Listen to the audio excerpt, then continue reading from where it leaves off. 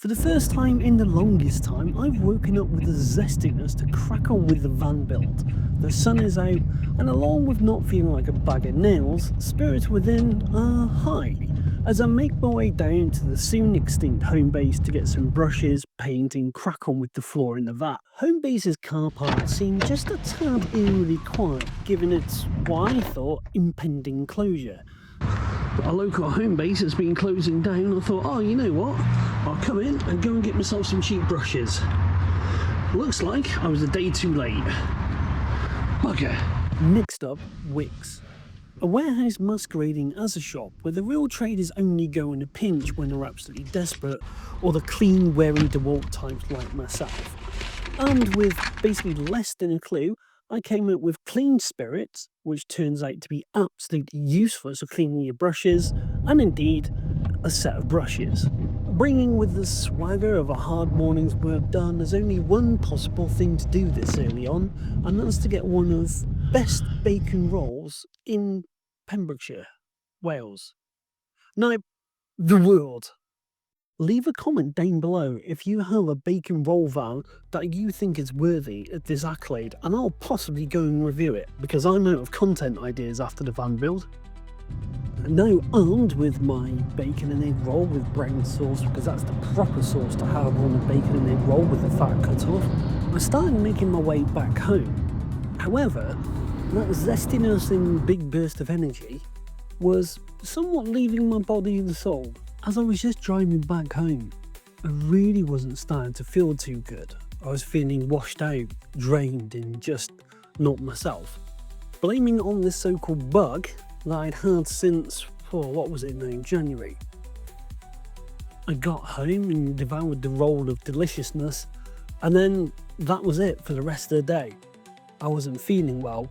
I went to bed for the rest of the day, and the next day, things were about to get a lot worse, and that's when I discovered it wasn't some mysterious bug that I'd had.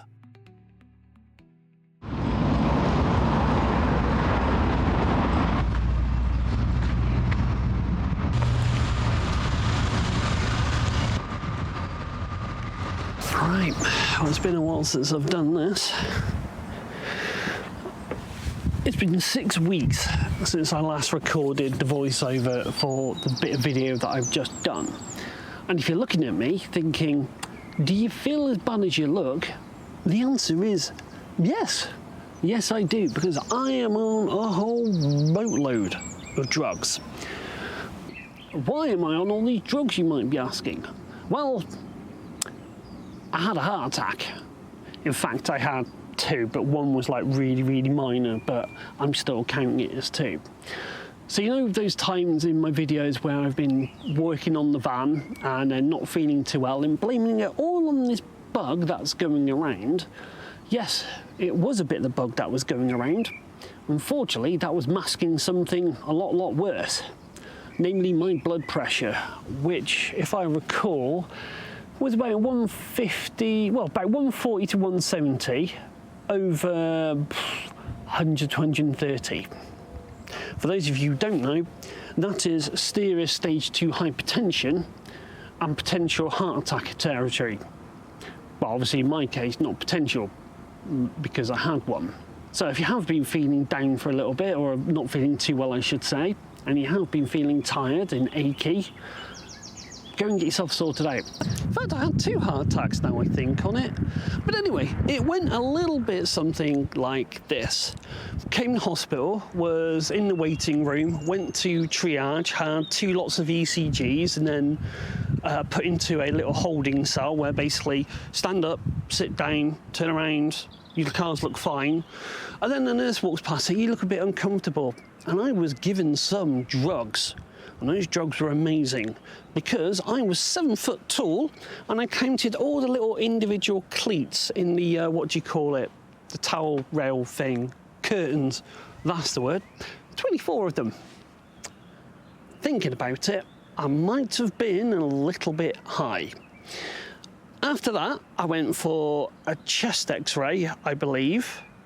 And then they said to me, and this is the critical thing, do you mind waiting back in the patient's area? And I'm thinking, well, yeah, you're the nurse, doctory person, of course. If I think I'm going to have to wait there, so be it. Now, obviously, nobody knew what was happening because we had to wait for my blood tests to come back. What was happening, that was going to be divulged to me after about 40 minutes of waiting, which was quick, by the way. I'm not criticising the NHS, I'm not criticising anything like that, nor is this as a pity party either. They've done me good, the NHS. If you have your issues, very sorry about that, but this is part of my van life video. I was having the big part of the heart attack while in the waiting area. Thankfully, the nurse, matron, sister came out, literally looked around, looked to me and went, I'll just go get someone to make you more comfortable. In that way that only nurses can do when they're going bugger, bugger, bugger, but I will do what I'm trained for, keep a calm demeanour. Next thing you know, things happened a bit rapidly. I was walked into a room, and this second that my buttocks hit the bed, the doctor didn't even look at me, turned around to my partner and said, yeah, he's had a heart attack. We think he's still having a heart attack. His T-pose or something are high. Basically something in my blood that's supposed to be 0 was up to 650. So they put me on the bed. And when I say the bed, this is the one in the films where they go, start crashing and buzz the living bollocks out of you to save your life. I didn't know this because I was off my tits on drugs. I shouldn't joke about it, but there was a moment that so I could move wards, they brought the bed up, and it was that Star Wars moment where I go, arise, my young apprentice. And I actually got a laugh out of one or two people. Jeez, if I didn't have a sense of humour. There's more bad stuff that's happened, but I'll go into that in a second because there's more to come. Being out of the danger zone, I was then taken up to the ward, put on constant monitoring, had the ECG stuck up on me, and that was when a day and a half later, I had a small little mini heart attack. But that's okay, it wasn't that bad. I obviously survived. I've got recording here.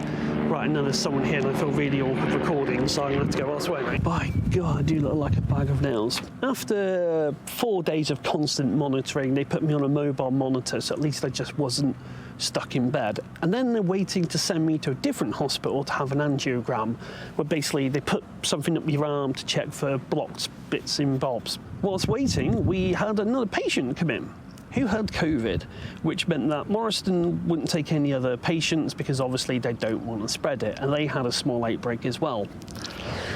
Cue another 10 days of being in hospital. Eventually, I did get to the next hospital, had the angiogram in a couple of days, and thankfully they found nothing. So no stents or anything like that. However, I can't drive for 4 weeks and I've been signed off work for 6 weeks. On top of me having to move because they want to sell my house, one of my dogs passing away whilst I was in hospital, now work are looking to terminate my employment. They want to have an off-the-record conversation about it. All of this, while I'm trying to get better, sort of without wanting to do the pity party thing. This isn't a pity party video, it's just part of the van life, because I've got to factor all this in while I move into my van. But it certainly does feel that I'm getting a bit of a kicking, and yes, I'm aware that a lot of people have things a lot more worse off than me. So where are things now? I've got to somehow crack on with my van. The problem is, as I alluded to earlier, I'm on a boatload of pills and I run out of energy quite quickly. In fact, recording this for the last 40 minutes, I'm probably going to go home and get some sleep because I just gas out absolutely horrendously. I've been off work for 2 weeks now. I've got another 4 weeks off, and in 2 weeks I can drive. And then basically, God knows. So it's going to be mid-May before I'm back on the road and working, if I have a job. And then that gives me 6 weeks to get not only my van done, but also move my stuff into storage. Oh, hello. Hello, mate. Oh, I'm really sorry I haven't got any food for you, but I'd feed you, Val. My spiritual animal. That's cheered me up a little bit. Anyway, where was I? And this is the thing, right? I need to chill. I need to keep my blood pressure down, which is what's put me partly in this situation. I can walk about 1.5 kilometers before I start gassing out. And when I say gassing out, it'd be like breathing heavy, I need to sit down, and then invariably I have a nap. Again, due to the mountains of pills that I have.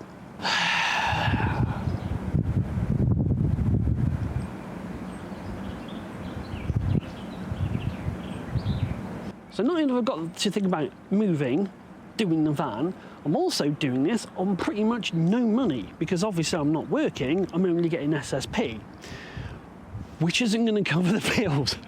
And no, this is not a pity party, this is not a, oh whoa, send me money, nothing like that. You want to show a bit of support, a thumb up would be nice on the video, genuinely. So I don't know what I'm going to be doing next. I really, really don't.